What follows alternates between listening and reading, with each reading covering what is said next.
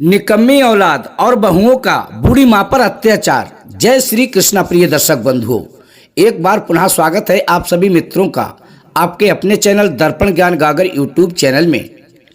प्रिय दर्शक बंधुओं, आज की हमारी जो कहानी है वह बहुत ही ज्ञानवर्धक व प्रेरणादायक है। एक बूढ़ी माँ का फैसला सुनकर बहू बेटे के किस प्रकार होश उड़ जाते हैं, इस कहानी के माध्यम से हम आपको समझाने वाले हैं।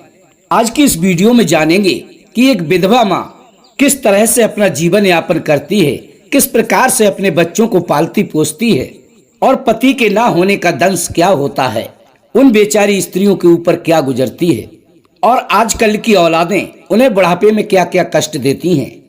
तो प्रिय दोस्तों, कहानी शुरू करने से पहले आपसे विनम्र निवेदन है कि यदि आपने अभी तक चैनल को सब्सक्राइब नहीं किया है तो प्लीज चैनल को अभी सब्सक्राइब कर लें, वीडियो को एक लाइक कर दें, अच्छे कमेंट करें और हो सके तो हमारी इस वीडियो को अपने सगे संबंधियों व मित्रों तक शेयर अवश्य करें। प्रिय दोस्तों, तो बने रहें बिना स्किप किए हमारी इस वीडियो के अंत तक। प्रिय दोस्तों, कहानी को पूरा अवश्य सुनना ताकि आपको वीडियो में बताई गई एक एक बात ध्यान से समझ आ सके। प्रिय दोस्तों, आज की जो हमारी कहानी है ये मध्य प्रदेश के एक गांव की कहानी है। उस गांव में एक परिवार रहा करता था। उस परिवार में पति पत्नी और उनके 4 बेटे व 2 पुत्रियां थीं। चारों बेटों का विवाह हो चुका था और कुछ समय पश्चात उन दोनों बेटियों का भी विवाह हो चुका था। घर में किसी बात की कोई भी कमी नहीं थी। प्रिय बंधुओं, समय बीतता गया। जब चारों बेटों ने अपनी अपनी जिम्मेदारी संभाल ली और वे दोनों बेटियां अपनी ससुराल में सुखपूर्वक अपना जीवन व्यतीत करने लगी, तो एक दिन अचानक उस परिवार के मुखिया अर्थात उन 4 बेटे व 2 पुत्रियों के पिता की तबीयत बिगड़ गई और तबीयत बिगड़ने के कुछ समय पश्चात उनकी मृत्यु हो गई। अब उन चारों बेटों के पिता की मृत्यु होने के बाद उन चारों बेटों की मां विधवा हो गई। उस विधवा मां ने सोचा, ईश्वर को जो मंजूर था वो हो गया। मेरे पति स्वर्ग सिधार गए तो क्या हुआ, मेरे 4 बेटे हैं, इन्हीं के सहारे अपना जीवन बिता दूंगी। प्रिय बंधुओं, एक दिन की बात है। उस बूढ़ी माँ ने अपनी सबसे छोटी बहू से कहा कि हे बहू, मेरे कपड़े ठीक से नहीं धुले हैं, तुम कपड़े धो रही हो, उनको दोबारा से धो दो। प्रिय बंधुओं, इतने शब्द सुनते ही गुस्से में वो बहू लाल पीली होने लगी और उस बूढ़ी माँ से कहने लगी, अधिक साफ कपड़े पहनने की शौक है तो स्वयं धोकर क्यों नहीं पहनती हो। तभी वो बूढ़ी माँ कहने लगी, अरे बहू, इतना गर्म क्यों होती हो, 2 ही कपड़े तो हैं, पानी में डालो, 2-4 रगड़े लगाओ और बाहर निकाल दो। प्रिय बंधुओं, ये बातें सुनकर बहू और अधिक भड़क जाती है और बातों ही बातों में काफी रार बढ़ जाती है। जब बहस अधिक होने लगती है तो बहू क्रोध में आकर के अपने पैर से चप्पल निकाल के उस बूढ़ी माँ के ऊपर फेंकती है और उस बहू की वो सास अपना सिर नीचे को झुका लेती है और वह चप्पल उसके सिर के ऊपर से निकलकर दूर जाकर गिरती है। ये घटना उस बूढ़ी माँ के लिए बहुत ही दुखदायी बन गई। अब तो वे एक पुतले के समान खड़ी होकर अपनी बहू की ओर देखने लगती हैं और सोचने लगती हैं कि ऐसा मैंने क्या कह दिया जो कि मेरी बहू ने अपने पैर से चप्पल निकालकर मुझ पर दे मारी। काफी देर सोच विचार करने के बाद वो अपने कमरे में चली जाती हैं और कमरे में जाने के बाद अपने बिस्तर पर गिर जाती हैं जैसे कि उनके शरीर से प्राणवायु निकल गई हो। प्रिय दर्शक बंधुओं, उस बूढ़ी माँ की बहू उसके साथ ये व्यवहार करेगी, उसे इस बात का अंदाजा बिल्कुल भी नहीं था। अभी तो पति को मरे हुए 3 महीने भी नहीं हुए थे। अभी वो अपने पति के सदमे से बाहर भी नहीं निकल पाई थीं और तब तक बहू ने उनके साथ ये नीचता का व्यवहार कर दिया। अब तो वो अपने पति को याद करके फपक फपक कर रोने लगी, आंखों से आंसुओं की धार बहने लगी।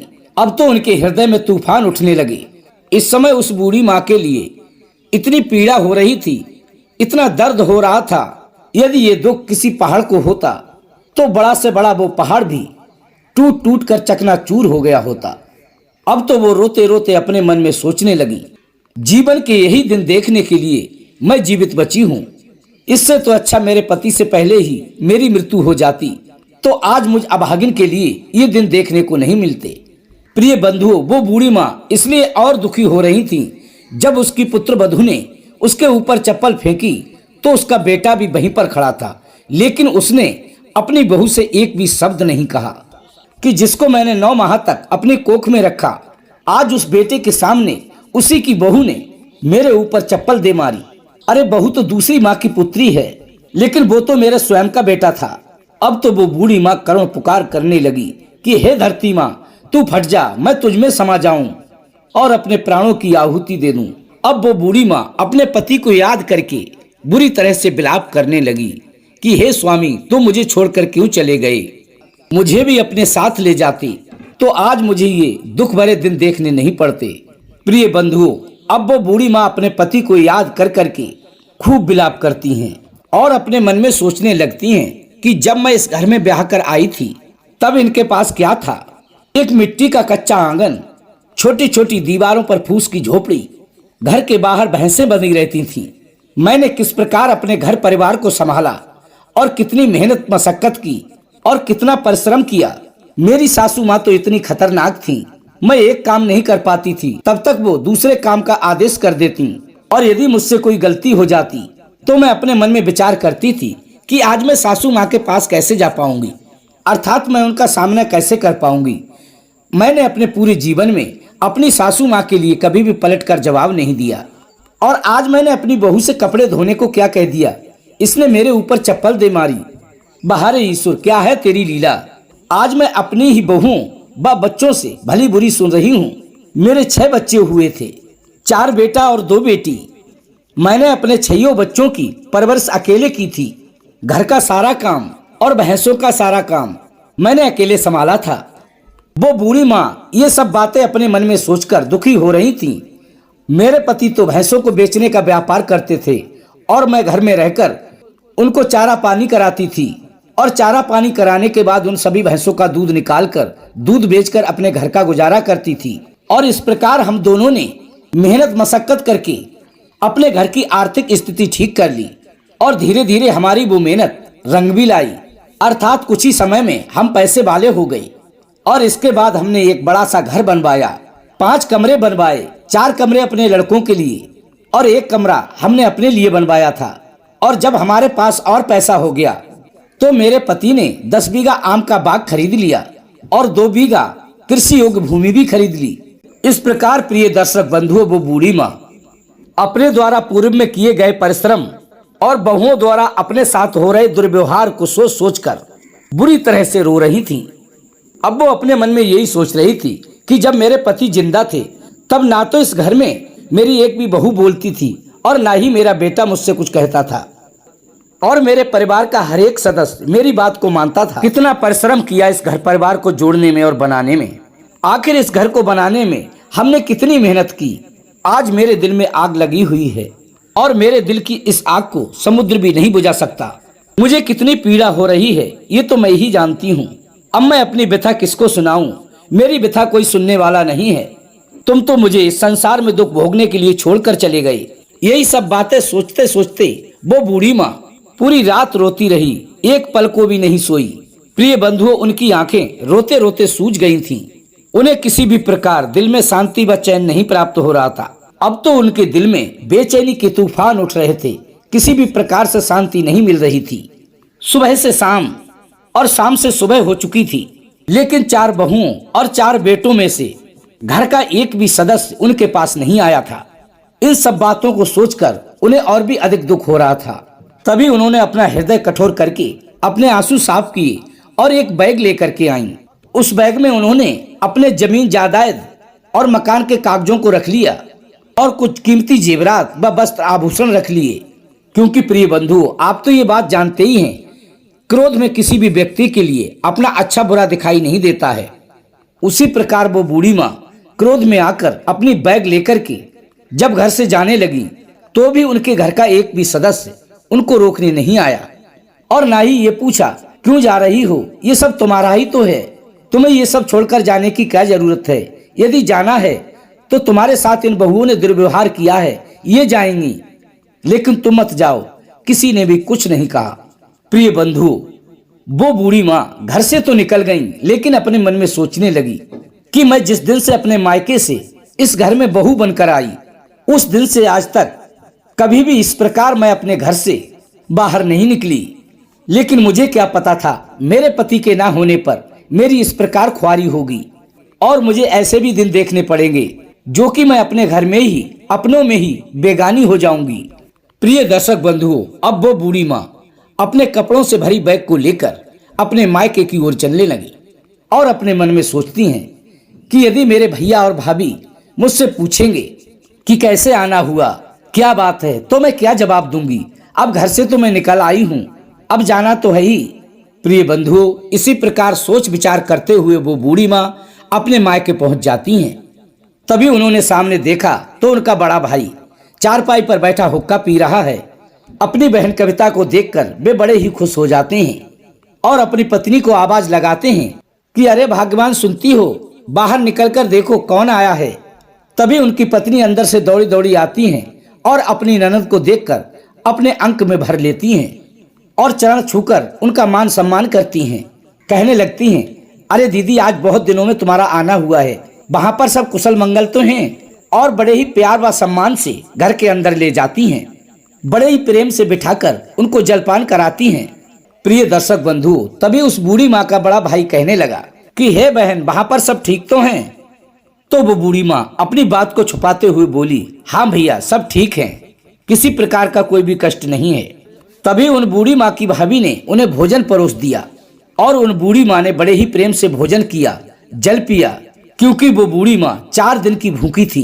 प्रिय दर्शक बंधुओं, वो बूढ़ी माँ तो अपने भैया भाभी को कुछ भी नहीं बता रही थी, लेकिन उनका चेहरा साफ साफ बता रहा था कि वो घोर कष्ट में हैं। तो उनका भाई कहने लगा कि हे बहन, क्या बात है, आज से पहले तो तुम इस प्रकार कभी भी हमारे घर पर नहीं आई। अगर आती भी थी तो कोई ना कोई तुम्हारे साथ अवश्य आता था। प्रिय बंधुओं, तभी वो बूढ़ी माँ अपनी असली बात को छुपा लेती हैं और अपने भैया से कहती हैं कि नहीं भैया, ऐसी कोई बात नहीं है, मुझे तुम लोगों की याद आ रही थी, इसलिए तुम्हारे पास चली आई। तुम तो इस बात को जानते हो कि तुम्हारे जीजा जी के जाने के बाद मैं अपने आप को किस प्रकार संभाल पाई हूँ। पूरे परिवार के होते हुए भी मुझे अकेलापन महसूस हो रहा था, सो मैं तुम्हारे पास चली आई। और तुम तो जानते ही हो, वो जब घर में होते थे तो कुछ ना कुछ करते रहते थे और उनके साथ मैं भी कुछ ना कुछ करती रहती थी, तो दिन का पता ही नहीं चलता कि कब दिन गुजर गया। उनके साथ साथ मेरा भी मन लगा रहता था। अब तो घर में कुछ भी अच्छा नहीं लगता, उनके सिवा ये संसार मुझे सूना लगता है। इसीलिए मैंने अपने मन में सोचा कि कुछ समय मैं तुम लोगों के साथ रह लूंगी तो मेरा मन बहल जाएगा, क्योंकि यहाँ भी मेरे बचपन की यादें हैं। उन यादों के सहारे भी कुछ समय व्यतीत कर लूंगी और मेरे हृदय को कुछ शांति मिलेगी। प्रिय दर्शक बंधुओं, तभी उन बूढ़ी माँ के लिए उनकी भाभी जी बिस्तर लगा देती हैं और कहती हैं कि हे दीदी, तुम दूर से चलकर आई हो, थोड़ा आराम कर लो। और वो बूढ़ी माँ उस बिस्तर पर लेट जाती है और बिस्तर पर लेटे लेटे उनके मन में अपनी बहुओं का व्यवहार घूमने लगता है। वो दृश्य उनको बार बार सता रहा था जो कि उनके साथ हुआ था, उनके हृदय को विधील कर रहा था। वो उस बात को भूलना चाहती थी, लेकिन वो बात उनका पीछा नहीं छोड़ रही थी। यही सब सोचते हुए प्रिय बंधु, इस प्रकार सुबह हो गई। सुबह होने के बाद उन बूढ़ी माँ ने स्नान ध्यान किया, भगवान की पूजा अर्चना की और बैठकर अपने मन में सोचने लगी कि आज मेरा बेटा या बहू मुझे जरूर बुलाने आएंगे। मेरे 4 बेटे हैं, 4 बहुएं हैं, उनमें से कोई ना कोई तो मुझे बुलाने अवश्य आएगा, कोई ना कोई तो अवश्य खोजेगा कि मेरी माँ कहाँ गई। प्रिय बंधुओं, इसी बात की राह तकते उन बूढ़ी माँ को संध्या हो गई, लेकिन उसके घर से उसे कोई भी लेने नहीं आया। लेना तो दूर, उसकी किसी ने खबर तक नहीं ली कि वो मर गई या जिंदा हैं। अब वो बूढ़ी माँ फिर से अपने हृदय को महसूस कर जाकर के चारपाई पर लेट गई और उसकी आंखों से आंसुओं की धार बहने लगी कि आज मैं इतनी बुरी हो गई कि संसार में मेरा कोई नहीं रहा। वो है तो अपने मायके में, लेकिन उसका दिल अपने बच्चों के पास है। पता नहीं मेरे बेटे और मेरी बहुएं क्या करती होंगी, क्या नहीं करते होंगे। एक भी काम वो ठीक से नहीं कर पाते हैं और मेरे बिना उनको कैसा लगता होगा। हर पल उन्हें अपने बच्चों की याद आ रही थी। तब तक प्रिय दर्शक बंधुओं, वो बूढ़ी माँ क्या देखती हैं, उस बूढ़ी माँ की वो दोनों बेटियां अपने बच्चों के साथ उसकी ओर चली आ रही थी। मैया के पास आकर वो दोनों बेटियां अपनी माँ के गले से लग गईं और कहने लगी कि हे माँ, भैया के पास मैंने फोन किया तो उन्होंने बताया कि माँ तो यहाँ पर नहीं है, माँ तो मामा के यहाँ गई है, क्योंकि मुझे तुम्हारी बहुत याद आ रही थी, इसलिए हम दोनों तुमसे मिलने चली आई।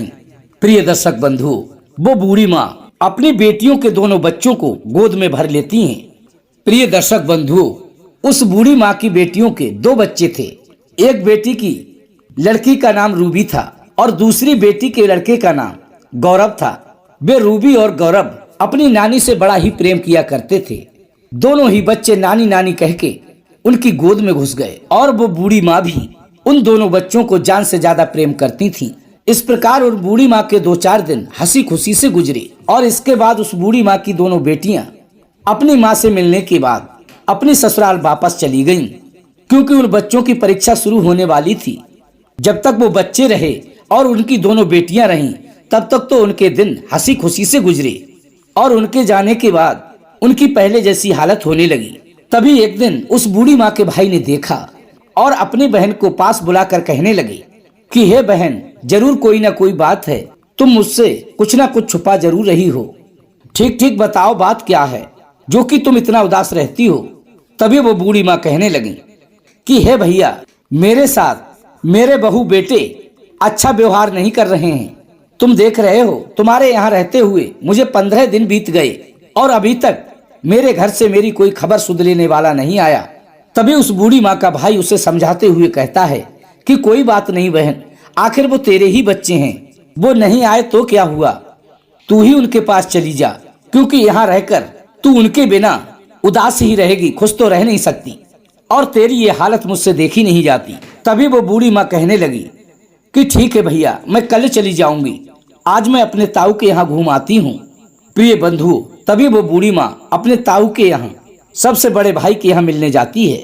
उस बूढ़ी माँ का जो ताऊ का लड़का था वो पहलवान था और नए नए पहलवानों के लिए वो पहलवानी की शिक्षा दिया करता था। आज जैसे ही उसने अपनी बहन को अपने पास आते हुए देखा तो वो पहलवान बहुत खुश हो गया और कहने लगा कि हे बहन, मैंने सुना था कि तुम आ तो बहुत पहले की गई हो, लेकिन मेरे यहाँ आज आ रही हो। मुझे तो काम से समय ही नहीं मिलता है, नहीं तो मैं ही तुम्हारे पास आ जाता। ये तो बहुत अच्छा हुआ कि तुम ही आ गई। प्रिय बंधुओं, वो भाई अपनी बहन को पास बिठा लेता है और उसके चेहरे को गौर से देखने लगता है और कहने लगता है कि जीजा जी के जाने के बाद तुम इतनी गम में डूब गई कि तुमने अपनी हालत ही खराब कर ली। तुम तो बहुत कमजोर हो गई हो, तुम्हारे चेहरे का रंग फीका पड़ चुका है। तो उस बहन की आंखों में आंसू आ गए। तभी उसके पहलवान भाई ने उस बहन का हाथ पकड़कर कहा कि क्या बात है बहन, तुम रोती क्यों हो, अभी तेरा भाई जीवित है। प्रिय दर्शक बंधुओं, तो उस बूढ़ी माँ ने रोते रोते सारी घटना बखान कर दी कि हे भाई, मेरी बहुएं मेरे साथ अत्याचार करती हैं, मेरे साथ दुर्व्यवहार करती हैं, मेरी एक भी बात नहीं मानती हैं। 4-4 दिन मुझे भूखे प्यासे हो जाते हैं, मेरी बहुएं मुझ पर हाथ उठाती हैं और मेरे बेटे उनसे कुछ भी नहीं कहते। प्रिय दर्शक बंधुओं, तभी उस पहलवान भाई को अपनी बहन की करुण पुकार सुनकर गुस्सा आ जाता है और जितने भी पहलवान थे उनसे कहता है कि तैयार हो जाओ, तुम्हें हमारे साथ चलना है। तभी वो पहलवान भाई अपनी बहन को अपने साथ लेकर उसके घर पहुंचता है। अब उसके बेटे उन पहलवानों को देखकर थर थर कांपने लगे, उन बहुओं को पसीना आने लगा। तभी उस बूढ़ी माँ के भाई ने कहा कि 1 घंटे के अंदर मुझे ये घर खाली चाहिए, अन्यथा हमारे ये पहलवान तुम्हें मार मार के अधमरा कर देंगे और इस घर से जबरदस्ती बाहर निकाल देंगे। इसलिए अच्छा तो यही है, राजी से तुम इस घर से बाहर निकल जाओ। प्रिय दर्शक बंधुओं, अपने पहलवान मामा की बात सुनकर उस बूढ़ी माँ के चारों बेटों व बहुओं ने वो घर खाली कर दिया। अब उस बूढ़ी माँ के चारों बेटे अपनी बहुओं को लेकर उस घर से बाहर चले जाते हैं और वो बूढ़ी माँ उस घर में रहने लगती है। तभी उस बूढ़ी माँ की दोनों बेटियों ने अपने बेटा बेटी उस बूढ़ी माँ के पास भेज दिए। प्रिय दर्शक बंधुओं, अब वो बूढ़ी माँ अपने देवते व देवती के साथ बड़े ही प्रेम पूर्वक रहने लगी। प्रिय दर्शक बंधुओं, अब वो बूढ़ी माँ उन दोनों बच्चों का अच्छे स्कूल में एडमिशन करा देती हैं और बड़े ही प्यार से उनको अपने पास रखने लगती हैं। लेकिन अपने पिछले जीवन की कुछ बातें सोचकर वे दुखी भी बहुत हो जाती हैं और अपने मन में सोचने लगती हैं कि मैंने अपने जीवन में कभी भी अच्छा भोजन नहीं किया, लेकिन अपने बच्चों को अच्छा खिलाया।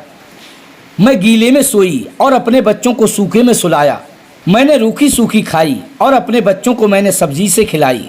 लेकिन हे विधाता, मुझे क्या पता था आज मेरे बच्चे मुझको इतना दुख देंगे और इस बुढ़ापे के समय में मुझे असहाय अवस्था में छोड़कर चले जाएंगे।